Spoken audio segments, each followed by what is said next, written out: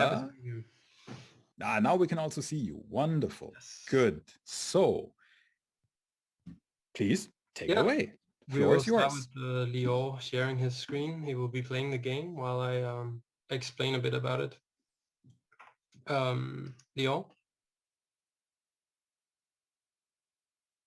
amazing. Can you see it, Yeah. guys?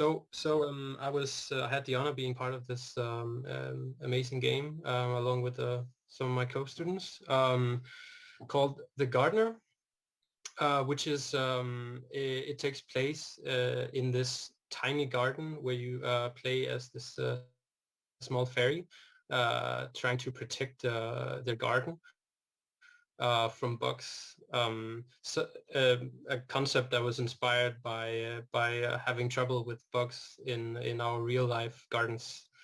Yeah, it's sort of it's a tower defense like game mixed in with some action RPG elements.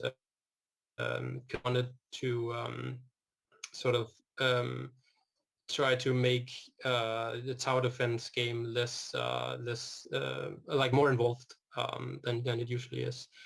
Um, so yeah, you play this tiny character and you have to protect your crops. You have different crops that you can plant. These will give you this nectar essence, which is like the currency in the game that you can use for buying other stuff, like planting other crops, like these health crops that will give you health throughout the game, but also protective, like defensive objects that will protect your crops and your house, and also yourself as a character. This game has two different modes. This first mode here as a strategic mode, where you set up your different defensive objects to try to protect your crops, and then it has a battle mode where these insects, in this case aphids, attack your house, and you will try to you will have to try to fend them off as you go along. Yeah, our sort of vision and core pillars for this game was to sort of have this balance between this strategic phase where you would have like kind of freedom to experiment with different sort of towers and different strategies, and then the battle mode where you would have to adapt to the different insects coming and attacking you, the different insects attacking different things in the scene. So some insects might attack your home, some might attack your crops, and others might attack you as a character. Um, yes. And then the other another core design pillar of ours was experimentation. It was very important for us to give the player a lot of different options for experimenting with different defensive objects. This one, for example, I defend the crop in a circle. Others will shoot at the enemies, and yet other will kind of go in like a certain pattern. Yeah, and then the last core loop, sorry, not core loop, but the design pillar of ours was to change like the experience throughout the game, and we still have the same core loop throughout the game, but we try to change the environment so you have different kind of different things that you can rely on. For example, there's rocks that will have a natural blockage of your crops, and then you can sort of try to use those in a strategic way. And here you already got some different other different towers. For example, these coffee ground walls, which is very much based on in real life organic gardening. You can use coffee grounds to protect your garden from ants that breeds these nasty aphids that eat your plants. And then you can use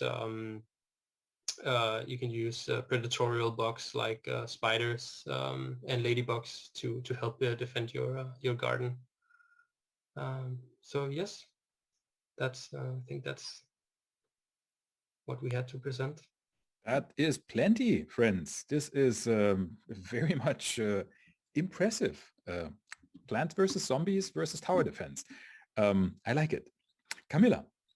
Yes. So first thing I spotted was that I really liked the animations you had for the fairy character. How like they would, if you stood still, like they would glance around like nervously. You kind of get this vibe that this is just like every day. You need to always be aware with this garden, apparently. I think that was a really nice touch.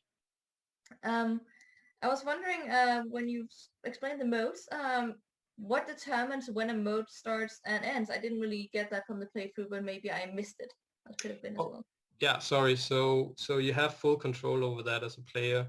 The first mode that you start off as in each level is the strategic mode, where you can then place these different defensive objects. And then you can click on a button up on the top right corner where it says defend, and then it goes to the battle mode. Yes. Oh, very nice. Oh, I like that because I always get stressed when it's like, oh, now you have 5 seconds left. It's really nice that it becomes more like, okay, well, you can try to like really strategize and have time for that and then try things out instead. But I think that's how I at least prefer to play these games. So I'm happy to hear that. I think it's really a good flow as well that you have with these two modes because it does definitely aid for like giving the player a breather if there's been a very tough wave. I think it's really nice that it's like, okay, now we go to defend mode. Okay, I take a breather and now I try to strategize again. I think that's nice that it doesn't like, it's not like real time in that way. There's a bit more control of it. I think that works good in like the whole game flow, so to say.